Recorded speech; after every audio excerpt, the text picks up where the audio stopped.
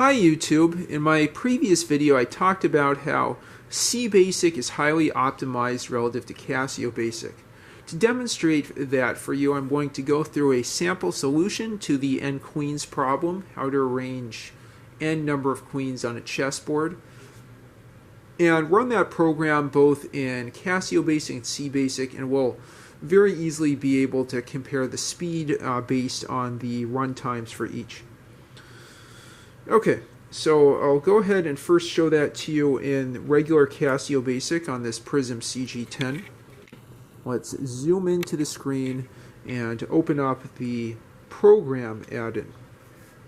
You can see I have this n queens program that's quite small. It takes up 216 bytes. It is nicely tokenized. Oh, oops. Okay, so we'll get a sense of the runtime here for the Casio Basic version. I really should have used a stopwatch for this, but we'll be able to tell based on the video timestamp.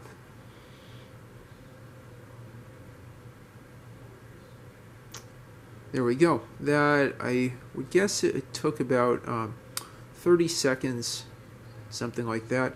You can see 876 different solutions. What I wanted to do is go through and edit. You can see it's setting 0 to A through Z, 8 to rows, creates dimensions of a matrix, and then has multiple loops to implement a backtracking solution for placing those queens, and only when that's complete does it, oops, that was accidental, does it add to the number of solutions. ISZ, increment and decrement and stop on 0.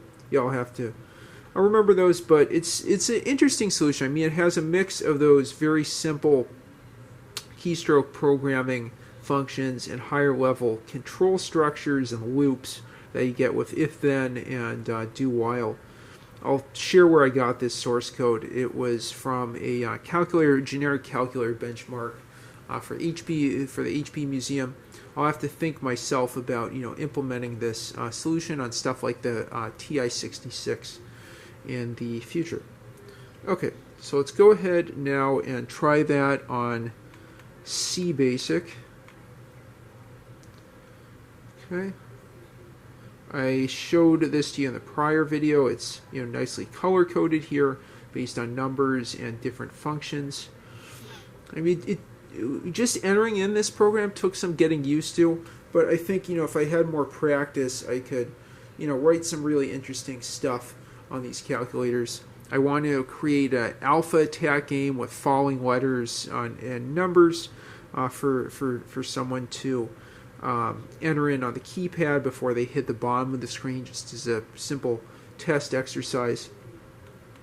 I might do that on palm tops as well. And I'm also going to think about implementing Nino Ivanov's Evo program, a numerically based assembly language that acts all on numbers, that simulates mainframes of the 40s and 50s.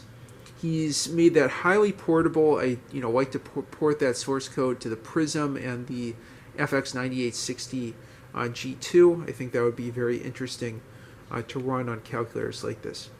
Anyhow, so with that mentioned, let's go ahead and compare the runtime here on the C.Basic instance.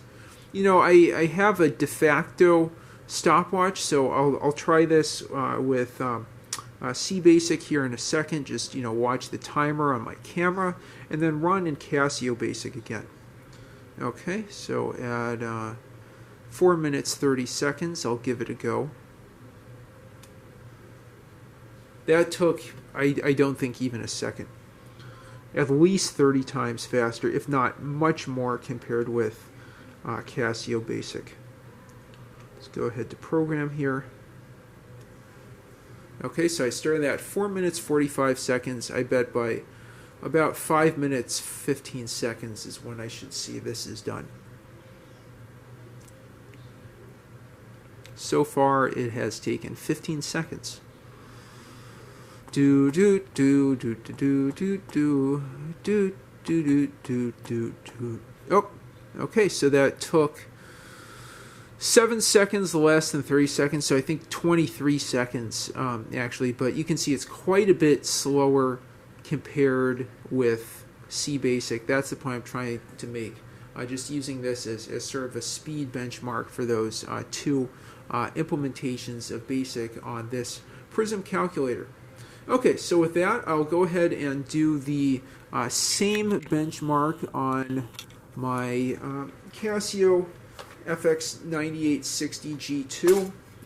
which I think is a bit slower but has a similar Renaissance SH4 RISC architecture.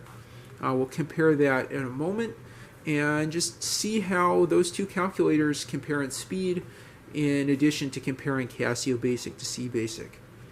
Thanks for watching. Please leave your thoughts, suggestions, and questions in the comments down below. And thanks for watching. Have a good one.